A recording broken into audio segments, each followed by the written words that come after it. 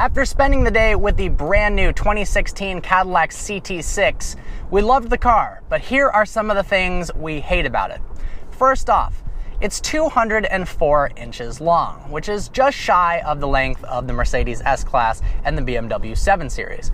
Both cars have incredible legroom in the rear. Unfortunately, Cadillac decided to give too generous of a trunk. It's incredibly deep, and sure, that's very useful for hauling large amounts of stuff, but I think they would have been much better off giving the rear passengers more legroom. Yes, it feels nice, but it feels a lot more like a 5 Series or E-Class than an S-Class or a 7 Series. Now, you might be saying it's priced like the 5 or the E. However, because Cadillac has gotten rid of the CT8 program, this is their flagship sedan. And they could have gotten more legroom, they just chose not to.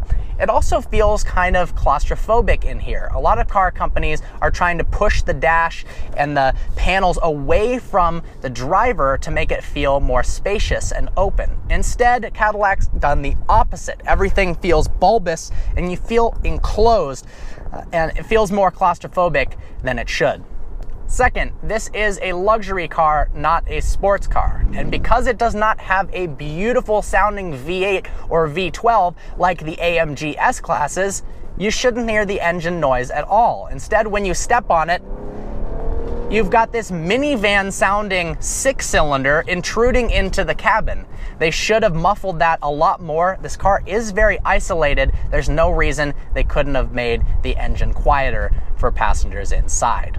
Next, while I love the usage of a camera in place of a rear view mirror, you can't focus and do quick glances to the rear view mirror like you could if it was glass. Let me explain.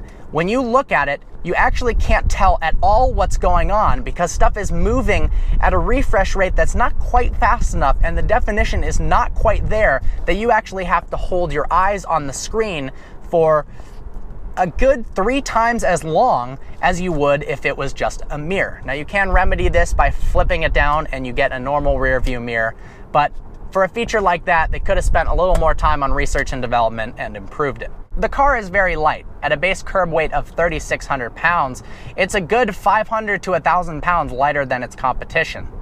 But in order to do that, they cut some corners, which made the quality suffer quite a bit. The door handles, for instance, when you pull on them, they do not feel nice at all, especially not for an $89,000 vehicle. And you can actually pull on it and wiggle the handles. They're very cheap plastic. Even the button to lock and unlock the car feels terrible. When you start pressing on things in the interior, even though it looks pretty, you quickly realize that it isn't put together as well as it could be. Lastly, the graphics on the multimedia system and instrument cluster are much uglier than its German rivals. Mercedes and BMW have got it down. Nice shades of black, white, and gray. Beautiful graphics of the car rolling by, the doors opening as you're adjusting things. Q is nowhere near like that. It's got a weird mix of blue and red shades that don't look very good. It reminds me a lot more of something that would appear in a new Ford Focus, not a top-of-the-line Cadillac. Well, there you have it. We do love this car, but no car is perfect. I hope you enjoyed this video. Like always, please browse our channel and subscribe. Look forward to seeing you next video.